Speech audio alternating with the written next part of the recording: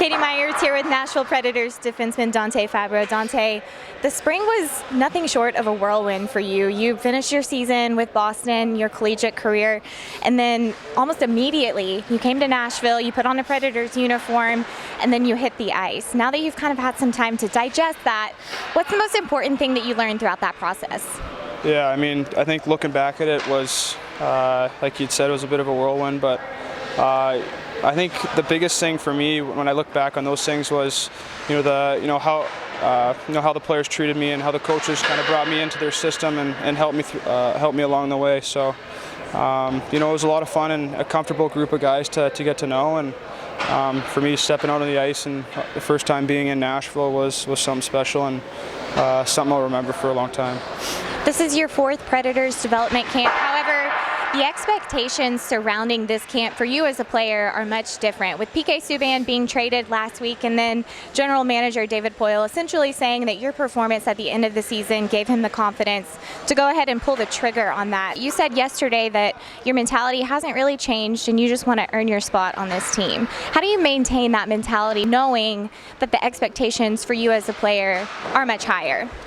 Yeah, I mean, I think every time you step up into a different league, and definitely the NHL, it's a lot of high pressure situations. And for myself, I just always look at it, focus on what I need to focus on, and at the end of the day, I'm going to get the results if I work hard. So I've always kind of had that mindset, throughout my whole life, and my family's kind of instilled that in me as well. So for me to come to camp and just kind of put my nose to the ground and work as hard as I can, and help any of these guys as much as possible is definitely a step in the right direction for me. And coming to these camps, it's always a special time, and getting to see everybody and kind of reconnect with coaches and all my buddies here. So it's a lot of fun. You mentioned wanting to focus on your game and how you can contribute. When you evaluate your game and how you can be an impact within this organization, what's your specific focus throughout the rest of this offseason?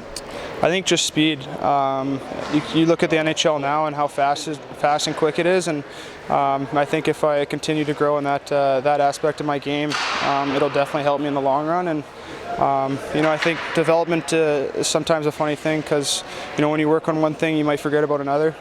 So I think this whole off season has been kind of focused on rounding my whole game and continue to get better and put myself in a situation where I feel most confident and trying to make that jump and to crack the roster. Thanks, Dante. Thank you.